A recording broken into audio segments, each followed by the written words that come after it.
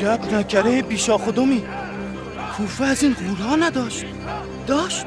عصبیان. یحیی ابن زمزم نشنیدی؟ از درازپای بنی زبه ایشان است. دیده بودی او را؟ نه، وصفش را شنیده بودم. اول بار از زیارتشان میکنم. جل الخالق، عجب مخلوقاتی. شاید این غول بتواند به مختار تکانی بدهد. کیف حال یحیی؟ شکرا امیر. حتم دارم مختار تو رو ببیند در دم زهره بیتره کند. برو ببینم چه میکنی. میبلعمش امیر، میبلعمش.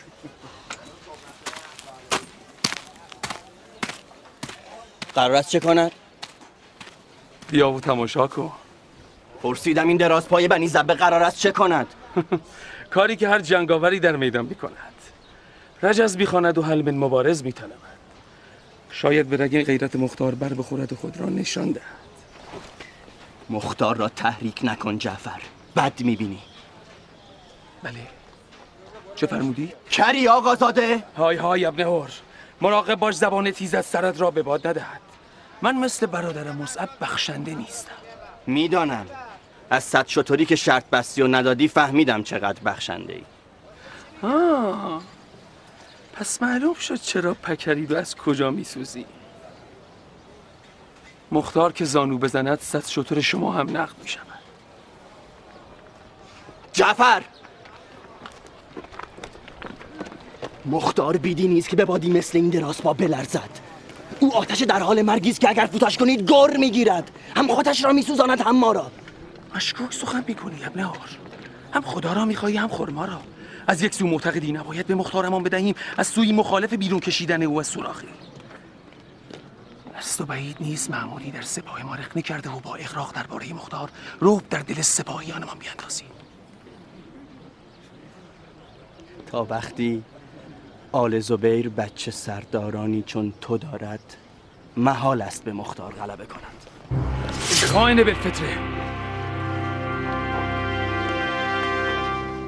کجا؟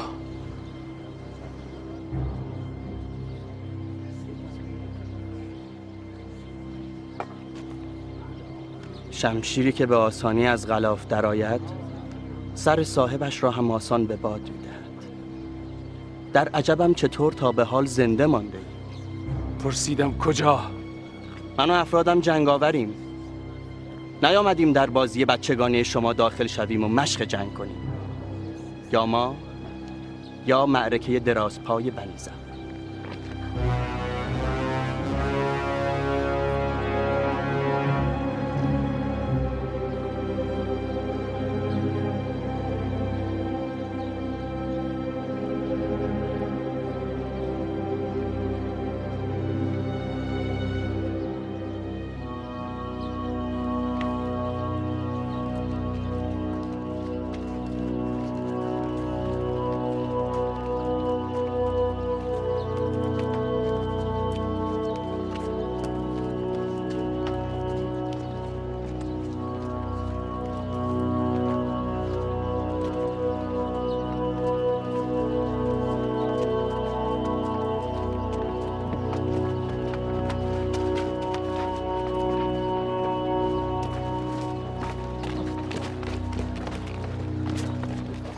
امیر به تماشای آرایش دشمن.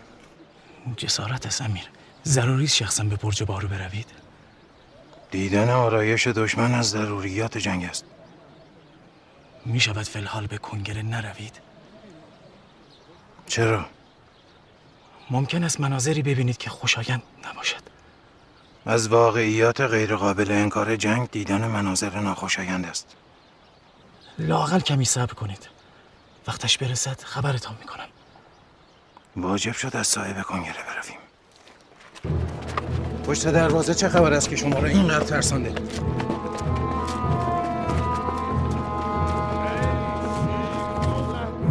پلنگ پنجه کرگدن پوست ای فیلتن رو کن بر این مور چه شد کور به 200 ضرب و 200 زور برید از همه خوبان عرب خرخره و گوش و زبان، کرد به پا دار و روان ساخت ز هر کوی جوی خون و ندانست که این خون شود سیل و کند عاقبت الامر هلاکش.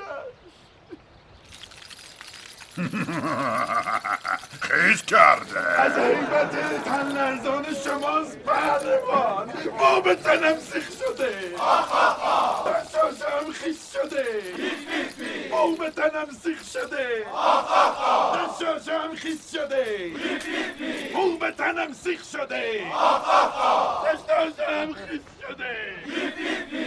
آهای گاو نه منشیر، خر نشو، لگد به اقبالت نزن. یحیی تله خوبی است تا کذاب ثقفی رو به میدان کشیده و کارش را تمام کنی. نگاه کن، بعد از 40 روز خود را آفتابی کرده. ما به تنم سیخ شده، دستاشم خیس شده، ما به تنم سیخ شده.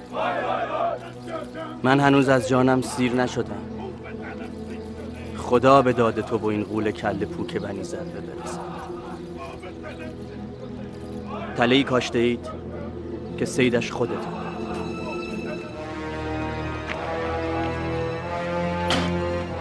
بی پدر خائن.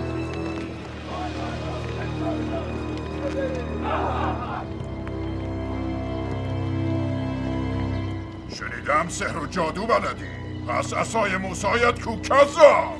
من و عصای موسی چه اداها چه غلطها، سحر و جادو بلدم اما نه در حد شما. ساحره ای هستم که مار بچه ای زاییده، نه فشی و نه پیشی، نه زهری و نه نیستی. موسی عصا شمایی، به سان اژدهایی، آمده ای مرا بخوری. من تلخگوش، من زردگوش، من بی بخار زار و نزار، نخوری مرا. های مختار، چرا مثل زنها خانه نشین شدی و در به روی خود بسته ای؟ ثابت کن که مردی. امیر اجازه بده با تیر بزنمش. بگو دلدل رزین کنند. میخوایی چه کار کنی امیر؟ بیست و تماشا کن.